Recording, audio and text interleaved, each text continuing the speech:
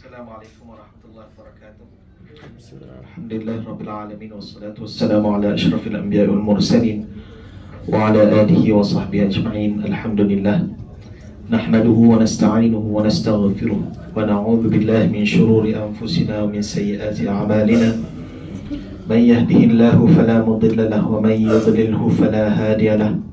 وأشهد أن لا إله إلا الله وحده لا شريك له وأشهد أن محمدا عبده ورسوله.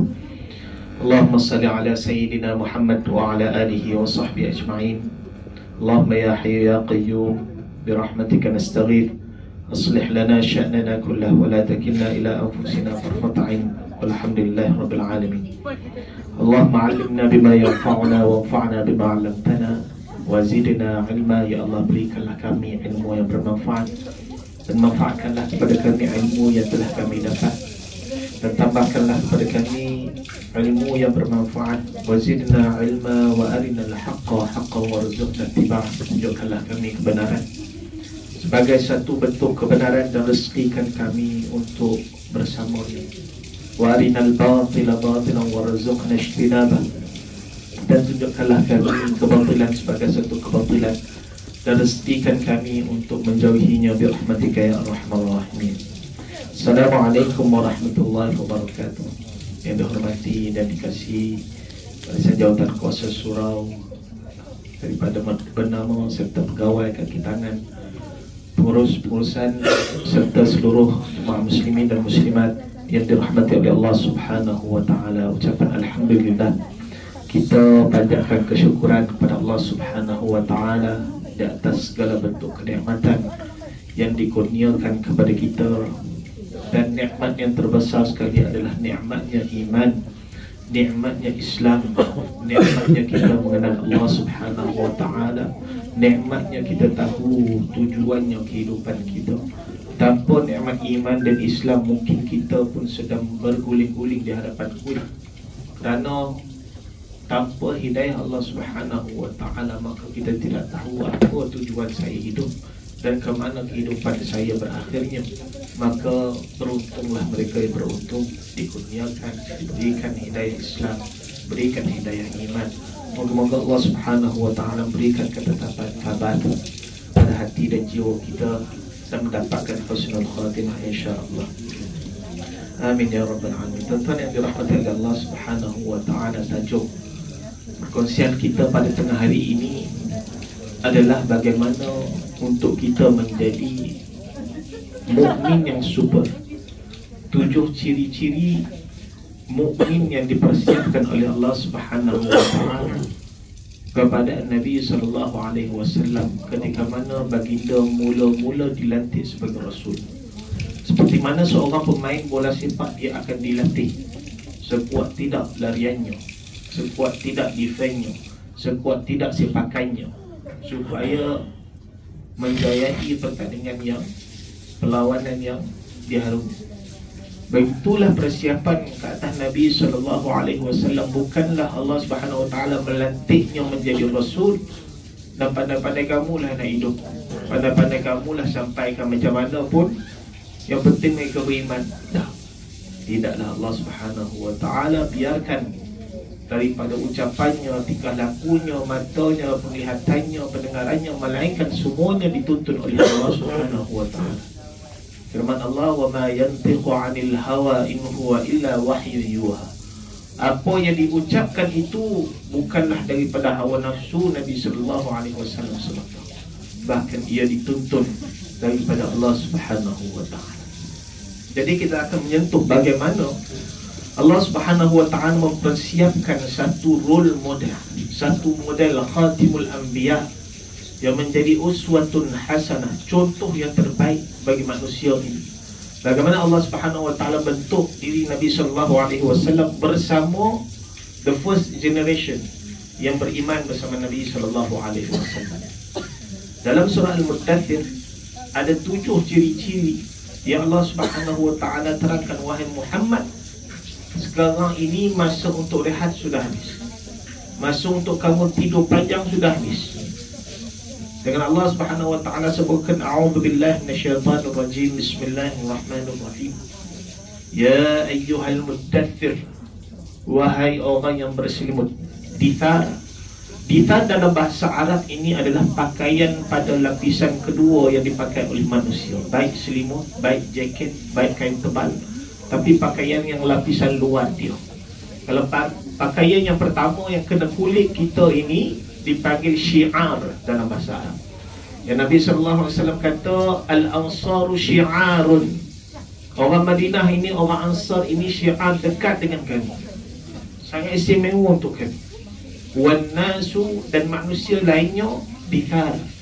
Yo rapat juga dengan kami, manusia lain juga, Muslim lain juga istimewa, tetapi tidak seistimewa kaumnya Ansar ataupun penduduk Madinah. Sehingga Nabi sebutkan, kalau kata seorang Madinah ini, penduduk Madinah ini melalui satu lembah, seluruh manusia melalui lembah yang lain, maka aku akan bersamanya orang Ansar.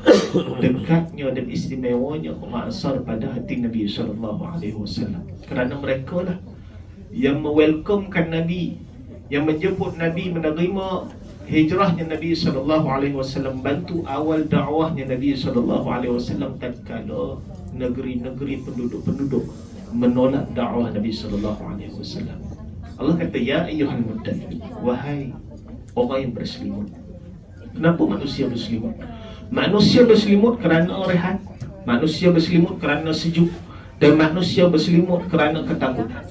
Dan Nabi SAW dalam satu peristiwa, satu hari dia melihat untuk kali kedua Jibril AS. Pertama kali dia melihat Jibril dalam gua Hira. Kemudian Jibril kata, Iqra, Iqra, bacalah, bacalah. Ma ana biqari'in, aku tidak membaca. Dan dalam keadaan ketakutan, Nabi SAW kembali kepada isterinya. Dan sekali lagi selepas tempoh yang beberapa lama, Nabi SAW kata, aku ada masa yang sedikit panjang, sedikit lama antara pertemuan yang pertama dengan pertemuan yang kedua kepada Jibril AS. Ketika mana kali kedua dia melihatkan, semula Jibril ini berada di antara langit dan bumi, di atas kursi. Dan datang ketakutan pada hati Nabi SAW, makhluk apa ni? 40 tahun aku hidup tak pernah jumpa, tapi makhluk ni yang peluk aku masa dalam gua dulu. Datang ketakutan pada hati Nabi SAW, dan dia, baginda, segera kembali kepada keluarganya dan menyebutkan, zammiluni, zammiluni, selimutkan aku, selimutkan aku. Ataupun dalam riwayat yang lain, dathiruni, dathiruni, selimutkan aku, selimutkan aku. Kerana kekhawatiran datangnya rasa takut. Fitrahnya manusia, begitulah fitrah Nabi SAW. Sakit ketika mana dipukul, luka ketika mana dipukul, rasa sedih ada pada hati baginda, rasa takut ada pada hati baginda, rasa gembira ada pada Nabi SAW, seorang bashar, seorang manusia, dan tidak menghinakan Nabi SAW dan perkataan penakutnya.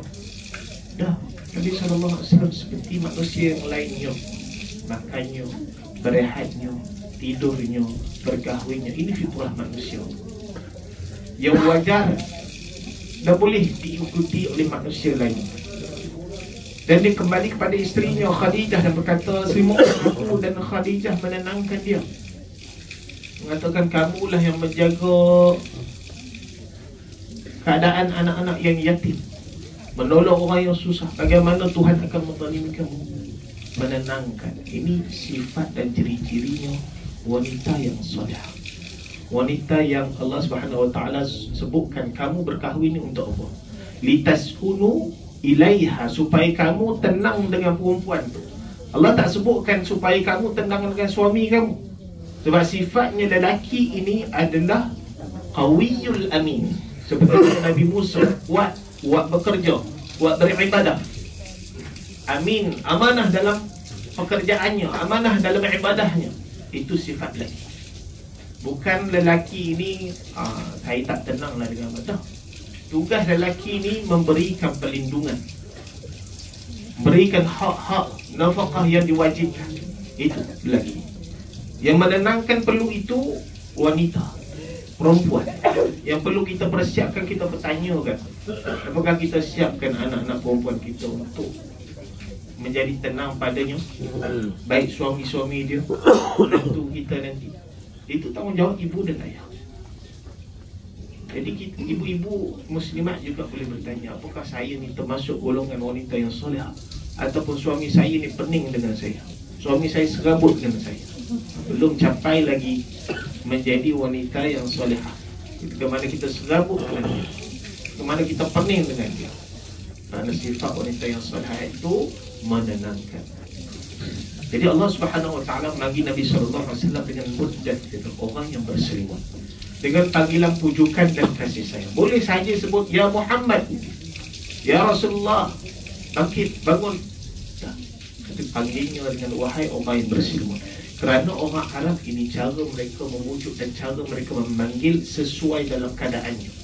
Pernah satu hari Sayyidina Ali ini berehat ataupun tidur di Masjid Nabawi, dan Nabi SAW mencari dia, dan Sayyidina Ali ini bangkit bangun, dan dalam keadaan tubuhnya ini ada lagi saki-baki tanah ataupun pasir pada bahagian belakang Sayyidina Ali. Jadi Nabi SAW menyapu bahagian tanahnya ataupun pasir yang ada lagi pada badan Sayyidina Ali, dan memanggilnya ya Aba Turab, wahai bapa tanah. Keadaannya yang diselimuti dengan tanah, sesuai dalam keadaan itu. Dan itulah sesuai dalam keadaan Nabi SAW yang berada dalam selimutnya, dalam pakaiannya yang kedua. Allah Subhanahu Wa Taala memanggilnya dan memujuknya, wahai orang berselimut, qum fa'anzir. Qum bermaksud bangkitlah, bangunlah, fa'anzir, berilah peringatan.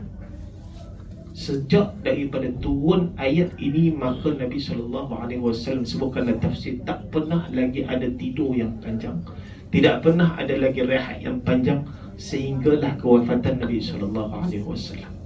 Sehingga tidurnya baginda itu, tidurnya masih lagi memikirkan ummah. Tidurnya baginda masih dalam keadaan berfikir.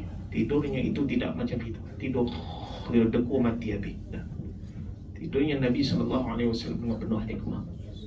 Nabi SAW diperintahkan untuk bangkit bersungguh-sungguh, bina hubungan yang kuat dengan Allah Subhanahu Wa Taala, dan rencanakan bagaimana perjalanan dakwah ini, rencanakan bagaimana untuk selamatkan umat ini, bagaimana mereka merencanakan untuk memusnahkan kamu, menghancurkan agama Islam ini. Maka kamu perlulah selangkah untuk lebih awal untuk membawakan risalah Al-Quran yang sangat-sangat bulat ini. Dalam surah Al-Muzammil, yang maksud sama, Muzammil dengan Muddathir. Muzammil maksudnya orang berselimut, Muddathir juga maksud orang berselimut. Tapi Muzammil ni perintah Allah Subhanahu Wa Taala, qumil lail, untuk qiyamul lail sebagai kewajipan. Nabi SAW solat qiyamul lail bersama sahabat-sahabat yang pertama Islam elit ini selama 1 tahun sebagai satu kewajipan. Minimum 4 jam. Kalau kata 12 jam malam, 4 jam tu wajib dia solat. Kita tanya, bukankah malam ni diciptakan untuk rehat, tengah hari bekerja? Kalau ikutkan logik akal kita ni, kalau tidur tak cukup, esok ni mesti out ni bekerja ni. Kalau ikutkan logik akal kita, berpuasa ni patut lembik. Esok ni mesti dia tak boleh kerja ni sebab berpuasa. Kalau ikutkan logik akal, orang yang banyak bersedekah ni patut miskin ni. Miskin dia confirm miskin. Setiap hari dia masuk RM5, masuk RM1 dalam tabung, miskin ni. Tetapi agama Islam ini bukan hadirnya logika akal semata. Agama Islam ini dasarnya iman, dan datangnya bersamanya ilmu dan fakta, bukan rasa-rasa. Saya rasa lah saya disikir kalau saya ada sedekah banyak. Saya rasa lah kalau saya duk qiyamul lail, duk bangun awal setengah jam, bangun sejam ni, ngantuk saya. Dah Allah Subhanahu Wa Taala terbitkan, wahai Muhammad, binalah hubungan yang kuat dan utuh dengan aku, Al-Khaliq yang mencipta. Kerana kami akan menurunkan kepada kamu satu amanah dan tanggungjawab, satu misi yang sangat berat, yang kalau kamu tak dapat mengalahkan hawa nafsu kamu, tidur yang enak ni pun kamu tak dapat kalahkan. Jangan cerita kamu akan kalahkan Rom dan Parsi. Jangan cerita kamu akan bawakan risalah Al-Quran ke seluruh dunia. Nak keluar rumah pun kamu tak mampu. Bagaimana Allah Subhanahu wa taala mentarbiahnya? Melalui qiyamul lail. Melalui qiyamul lail. Inna sanulqi 'alaika qawlan thaqila. Kami akan turunkan kepada kamu wahai Muhammad satu perkataan yang berat, satu tanggungjawab dan beban yang berat, yang mungkin kamu akan disakiti, kamu akan dibunuh, diancam, kamu mungkin dihalau negeri.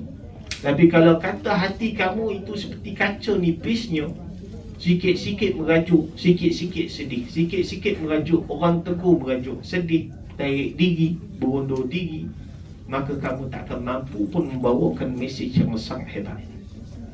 Maka bagaimana Allah Subhanahu wa taala mentarbiah, membina kekuatan jiwa Nabi sallallahu alaihi wasallam? Apakah disuruh pumping 20 kali sehari? Apakah suruh pusing padang 20 kali, 20 pusingan setiap hari? Dah. Minta Nabi sallallahu alaihi wasallam dan bersama sahabat-sahabat yang ilik ini bangkit bina hubungan yang kuat dengan aku melalui qiyamul lail. Jadi yang kedua, model mukmin, orang yang beriman yang ditarbiah oleh Allah Subhanahu wa taala directly kepada Nabi sallallahu alaihi wasallam khatimul anbiya, iaitu rancanglah dan bersungguhlah dalam amanah dan misi yang dibawa ni. Tak ada part time, tak ada nantilah, lebih kuranglah, tak. Sikap mukmin, apa yang diberikan saya akan buat sehabis baik, sehabis yang sekualiti mungkin yang saya akan selesaikan. Yang kalau saya disoal oleh Allah Subhanahu wa taala, apakah kamu telah buat? Ya, saya sudah buat ya Allah. Semampunya saya, sekuatnya apa yang mampu saya. Qum fa'anzir, berilah ancaman. Inilah tugas Nabi sallallahu alaihi wasallam, sentiasa mengajak diri dan orang lain kepada kebaikan dan menghalang diri dan menghalang orang lain daripada melakukan keingkaran, kekufuran, kezaliman. Apa sahaja bentuk dosa, maka dia menghalang dirinya, matanya, tangannya, lisannya daripada kezaliman dan dosa yang tersebut. Qum fa'anzir. Allah Subhanahu wa taala terangkan, inna arsalnaka bil haqqi basyiran wa nadhira. Wahai Muhammad, kami utuskan kamu untuk berikan khabar gembira dan nadhir, peringatan. Dua sahaja job scope Nabi sallallahu alaihi wasallam. Yang pertama basyir, bagi khabar gembira, bagi motivasi, bagi khabar balasan yang baik daripada Allah bagi mereka yang memilih keimanan, yang buat kebajikan, yang suka berinfak, yang suka buat baik, bagi khabar gembira. Yang kedua nadhir, bagi ancaman, peringatan kepada orang yang masih terus menerus tenggelam dalam kekufuran, tenggelam dalam kelalaian, bagi mereka ancaman. Bagaimana Al-Quran susunkan motivasi dahulu, baru ancaman. Begitulah kita ketika mana kita mendidik tim kita, ataupun kita mendidik keluarga kita. Mereka kadang-kadang banyaknya kita mengancam, kamu tak buat ni, bonus kamu tak dapat tau. Alung-alung tak solat ni, alung masuk neraka tau. Alung-alung kalau ada neraka kat bapa, alung, kita ancam. Sedangkan agama Islam ini ajarkan kita motivate dahulu, bagi khabar gembira, basyiran wa nadhira. Alung solat, alung pelajaran alung pun dapat A, rezeki kita murah. Alung kalau alung buat macam ni, Allah mudahkan urusan kita. Motivasi kepada kehidupan. Hidup kita ni dah cukup dengan stres dan tekanan, nak ditambahkan pula stres pihak atasan. Jadinya bos yang baik, leadership yang baik ni motivasikan, datangkan motivasi pada tim, motivasi pada keluarga. Sebelumnya ancaman, ya, kadang-kadang perlukan ancaman. Bagaimana Nabi SAW mengancam kaum yang tetap memilih kekufuran. Tatkala mereka menyatakan jelas, kami memilih untuk menolak Al-Quran ni, kami memilih untuk mendustakan, jelas. Bahkan mereka memperolokkan apa yang diturunkan kepada Nabi SAW. Kata, mana azabnya Muhammad? Kata nak turun azab, tak ada pun. Kenapa dilantik Rasul daripada manusia? Kami nak malaikat. Jadi ketika mana diperolok-olokkan agama, maka dijawab dengan ancaman. Innani lakum minhu nadhirun wa basyir. Aku datang kepada kalian bagi peringatan dan ancaman, dan khabar gembira bagi bagi orang yang memilih keimanan. Jadi tuan-tuan dirahmati oleh Allah. Yang kedua, sikap mukminnya teliti dan bersungguh dalam pekerjaan. Qum fa'anzir. Yang ketiga, wa rabbaka fakabbir. Rabbak, Tuhan kamu, fakabbir, takbir, agungkanlah, besarkanlah Allah Subhanahu wa ta'ala dalam kehidupan kamu, dalam hati kamu, dalam jiwa kamu. Apa besar sangat ke harta yang kamu kejarkan itu? Apa besar sangat dunia yang kamu kejarkan itu? Apa besar sangat masalah yang kamu risaukan dan takutkan itu sampai menangis? Tak ada yang lebih besar banding Allah Subhanahu wa ta'ala. Maka besarkan Allah. Sebutkan Allahu Akbar, Allahu Akbar. Bawa manusia untuk kembali agungkan Allah Subhanahu wa ta'ala. Bawa manusia supaya mereka semuanya kembali sujud kepada Allah Subhanahu wa ta'ala. Ini peringatan kepada penceramah dan peringatan kepada yang mendengarkan. Pada penceramah bahawasanya tugas dan kebaikan nasihat yang kita berikan ini adalah untuk akhirnya manusia membesarkan Allah dan mengagungkan Allah. Tapi kalau kita menyampaikan dakwah, menyampaikan nasihat, melakukan kebaikan, apa saja bentuk kebaikan untuk mendapatkan follower, maka hentikanlah. Untuk mendapatkan orang yang fanatik kepada kamu, hentikanlah. Tujuan dakwah ini, qul hadhihi sabili ad'u ila Allah. Ajakannya untuk kembali kepada Allah, bukan kembali kepada kamu, bukan supaya manusia sujud kamu, supaya manusia tergila-gilakan kamu. Dah. Akhirnya dakwah ini tujuannya lillahi ta'ala, untuk kembali pada Allah dan menginsafi kehidupannya, akhirnya akan kembali pada Allah. Begitu juga ini cara dan kaedah kita mencari guru dalam agama. Kalau ceritanya asyik membesar-besarkan wali itu wali ini, besarkan manusia itu manusia ini, sedikit tidak pun disebutkan kalam Allah, tidak sedikit pun menceritakan sirah Nabi SAW, maka tinggalkanlah. Kerana tujuan dakwah ini adalah akhirnya untuk membesarkan, mengagungkan Allah Subhanahu wa ta'ala. Jadi yang ketiga, seorang mukmin ini jelas dalam pekerjaannya. Kenapa saya bekerja? Kenapa saya jadi ayah? Kenapa saya beli tanah kat sini? Kenapa saya beli kereta? Kenapa saya nak tukar kereta? Orang tak tahu sebab nak bagi orang suka saya, tak tahulah supaya orang puji saya. Apa tujuan sebenarnya dalam setiap keputusan yang kita putuskan hari-hariannya? Apakah dituntun oleh Allah Subhanahu wa ta'ala ataupun hawa nafsu semata? Yang ketiga, wa rabbaka fakabbir wa thiyabaka fatahhir. Yang keempat, ciri mukmin ini adalah menjadi imej yang baik pada luarannya, fizikalnya, begitulah juga pada hati dan jiwanya. Thiyabaka fatahhir, pakaian kamu itu sucikanlah. Tahhir, wajib untuk kamu suci. Sebelum datangnya Islam tidak ada istilah wudu, tidak ada istilah hadas besar, hadas kecil. Ikut dan nak mandi, tak nak mandi, biasa. Tapi datangnya agama Islam, dia ajarkan suci, bersuci dengan sempurna, wudunya yang sempurna, keadaan yang terbaik. Nabi SAW tidurnya dalam keadaan sebelumnya bersiwak, bangkitnya bersiwak, dalam keadaan bersedia ketika mana bila-bila masa sahaja Jibril alaihissalatu wassalam akan turun sampai ke wahyu. Dalam sebuah hadis sebutkan, janganlah masuk ke dalam masjid kami. Ini mafhum hadis tersebut sebutkan Nabi SAW berikan pesanan, jangan masuk ke masjid kami orang yang makan thum ataupun basal, orang makan bawang putih mentah, orang makan bawang merah mentah. Maksudnya apa saja bentuk makanan yang mendatangkan bau yang tidak menyenangkan, jangan dekat masuk masjid. Kerana fa innal malaikata tata'adza, malaikat ini tersakiti, menjauhi, seperti mana manusia menjauhi bau-bau yang busuk. Betapa agama Islam ini menjaga imej dan menjagakan kebersihan dan kesucian. Tapi ada orang kata tak, Allah tengok dalamnya, kita luar ni lebih kurang je copan camping, tak apa, pakai baju sama tak apa, berbau pun tak apa.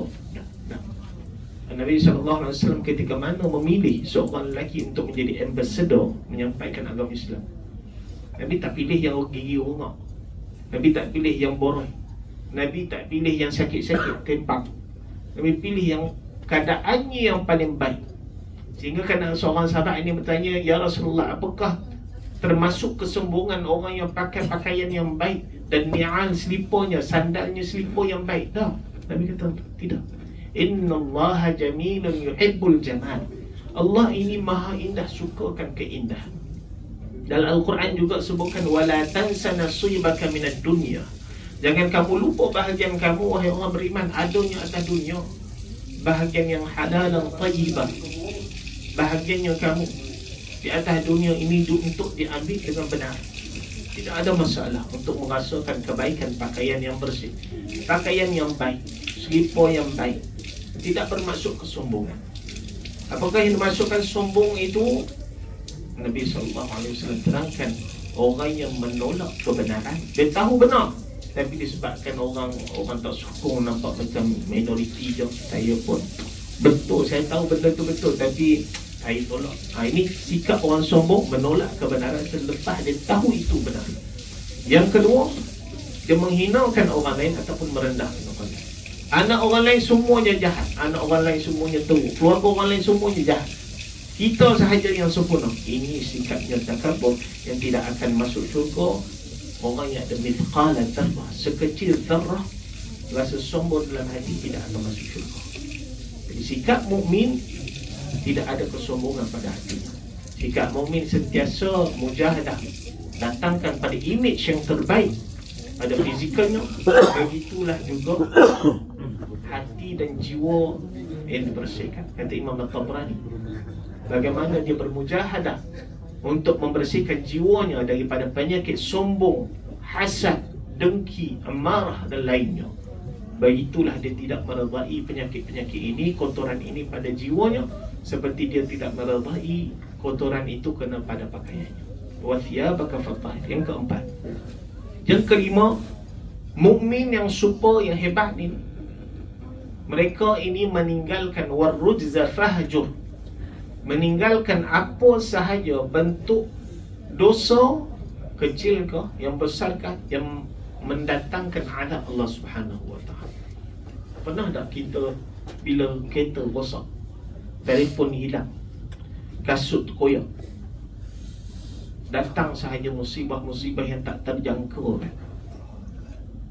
Kadang-kadang kita rasa, apa salah aku ni?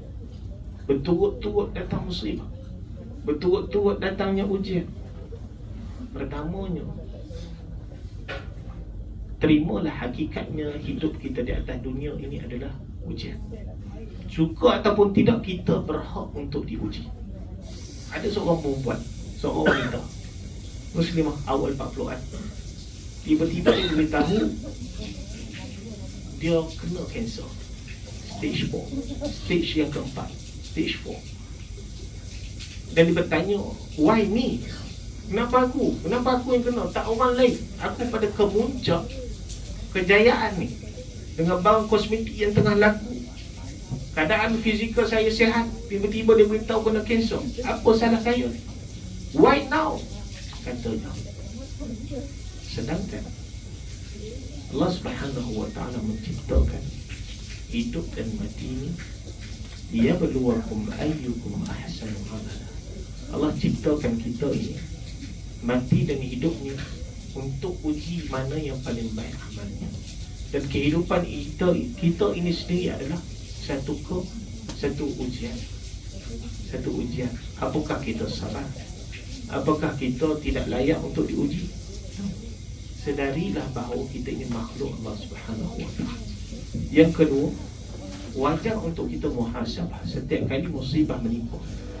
Mananya hak Allah Subhanahu wa ta'ala yang kita terkurangkan, mananya haknya manusia yang kita terzalimkan, sehingga datangkan dengan ujian-ujian ini.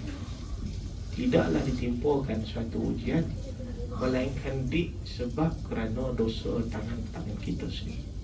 Jadi tuan-tuan dirahmati oleh Allah Subhanahu wa ta'ala. Yang kelima, warrujza fahjur, segala bentuk dosa ni fahjur, maka berpalinglah, maka tinggalkanlah. Sebab takut-takut kena pada kita, takut-takut hasilnya, akibatnya kena pada anak kita, kena kepada keluarga kita.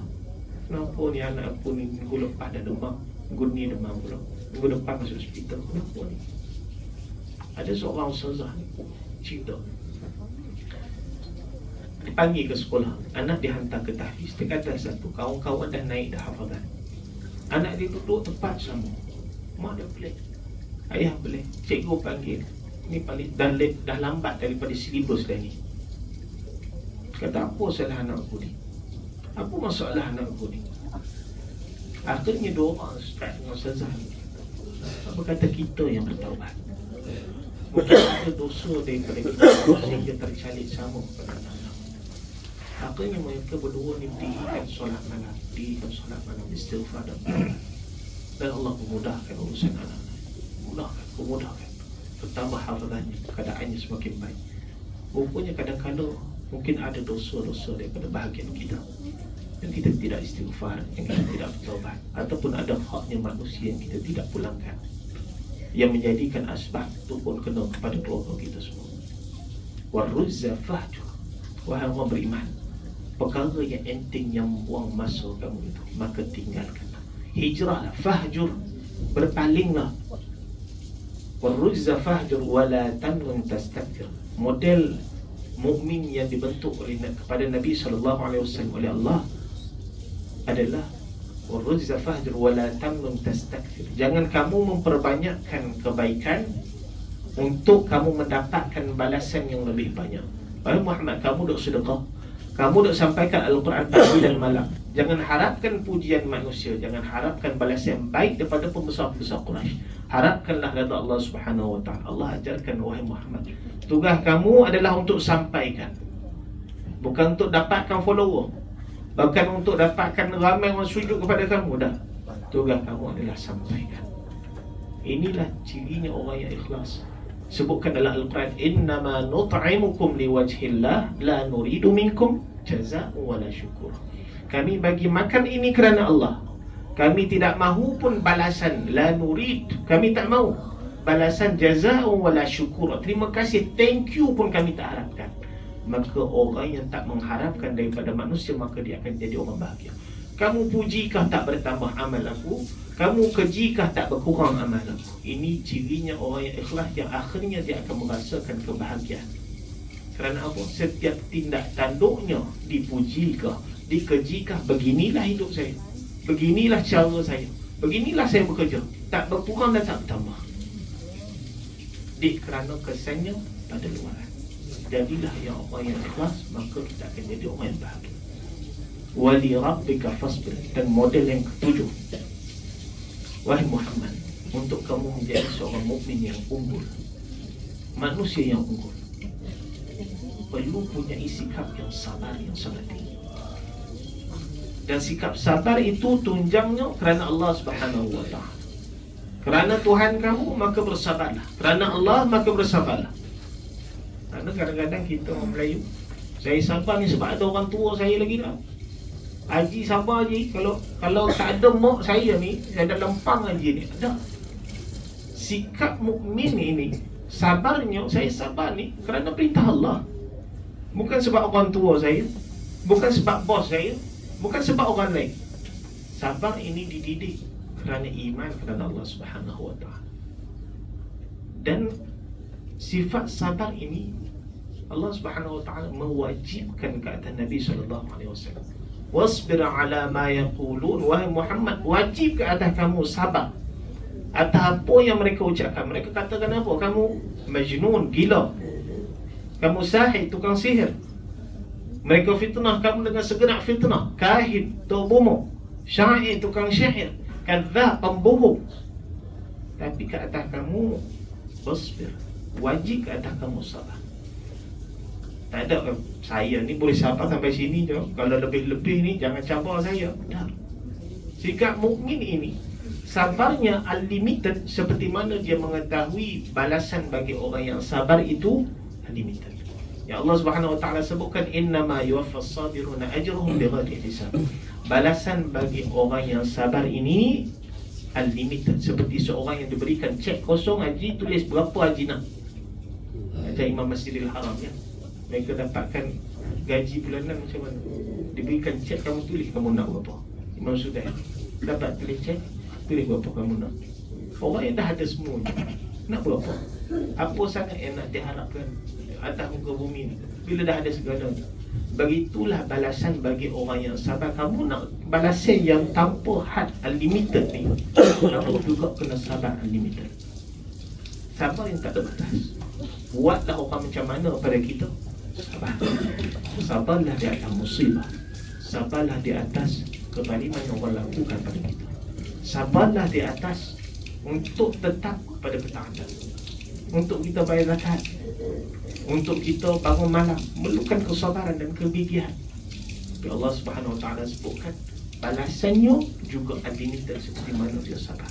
Jadi tuan-tuan dirahmati oleh Allah Subhanahu Wa Taala, saya simpulkan 7 SOP, 7 model yang Allah Subhanahu Wa Taala bentukkan kepada Nabi SAW untuk kamu bawa mesej Al-Quran yang sangat-sangat berat ini, dengan tugas yang sangat berat ini. Yang Nabi SAW bila turun, setiap kali turunnya wahyu kepadanya, musim sejuk baginda boleh berpeluh. Kalau berada di atas unta, unta akan duduk kerana beratnya kalamullah setiap kali wahyu. Sehingga kan seorang sahabat kata pernah satu kali paha Nabi berada di atas paha tu, dan aku merasakan paha aku akan patah bila-bila masa ni. Beratnya setiap kali wahyu turun kepada Nabi SAW. Jadi untuk membawakan mesej yang sangat berat kepada manusia, nak mengubah cara fikir umat dan masyarakat ini yang menanam anak hidup-hidup, yang berperang ratusan tahun, Arab jahiliah, Arab yang gelap, jahil, kepada iman dan Islam. Kamu perlu menjadi seorang yang kuat, mukmin yang sabar. Dia bagaimana? Yang pertama, lisannya penuh kelembutan. Seperti mana Allah Subhanahu Wa Taala memanggil Nabi, ya ayyuhal mudaththir. Tapi ada orang kata, saya mulut je jahat Ustaz, hati saya baik. Nah, lisan kita ini menafsirkan apa keadaan hati kita. Hati yang buruk itulah lisannya, hati yang baik itulah bahagian lisannya. Yang kedua, seorang mukmin yang super ini akan merancang satu langkah lebih depan daripada banyak orang lain. Orang rancang, tapi dia sentiasa selangkah lagi depan. Orang rancang juga, dia sentiasa ke hadapan rancangannya dan bersungguh-sungguh dalam pekerjaan. Yang ketiga, warabbaka fakabir. Segala usahanya, segala tindakannya tidak lain tidak bukan adalah untuk Allah Subhanahu Wa Taala niatnya. Wa thiyabaka fatahhir, yang menjaga image-nya, luarannya sebagai seorang muslim, sebagai seorang mukmin, menjadi first impression kepada orang manusia. Bagaimana orang nak terima dakwah kamu kalau kamu pakaian kurang lebih saja, tetapi pakaiannya yang paling baik, percakapan yang paling baik, juga keadaan jiwanya sentiasa dibersihkan.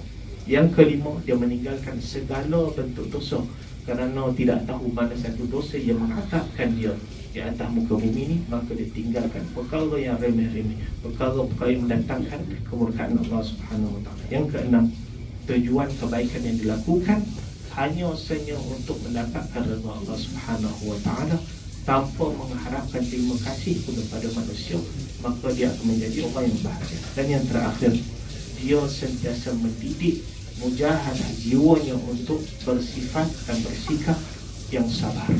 Nak jadi ayah ni perlu sabar, nak jadi suami ni perlu sabar, nak jadi ibu perlu sabar, nak jadi pekerja yang baik perlu sabar, nak jadi mukmin yang mendapatkan syurga Allah juga memerlukan kesabaran. Jadi tuan-tuan puan yang dirahmati Allah Subhanahu Wa Taala, moga-moga Ramadan kali ini dapat memupuk akhlak kita, dapat memupuk adab kita menjadi model seperti mana akhlaknya Nabi SAW, baik diri kita, baik ahli keluarga kita bersama. Seperti mana kata Nabi SAW, paling aku cintai daripada umatku, dan yang paling dekat akan duduk dengan aku pada hari akhirat, yaumul qiyamati, ahasinakum akhlaqa, yang paling baik akhlaknya, yang paling unggul akhlaknya, maka dialah yang akan berada di bersebelahan ataupun paling dekat dengan aku. Wallahu a'lam. Wa sallallahu ala sayyidina Muhammad wa ala alihi wa sahbihi wa baraka wasallam. Walhamdulillahi rabbil alamin. Wassalamu alaikum warahmatullahi wabarakatuh.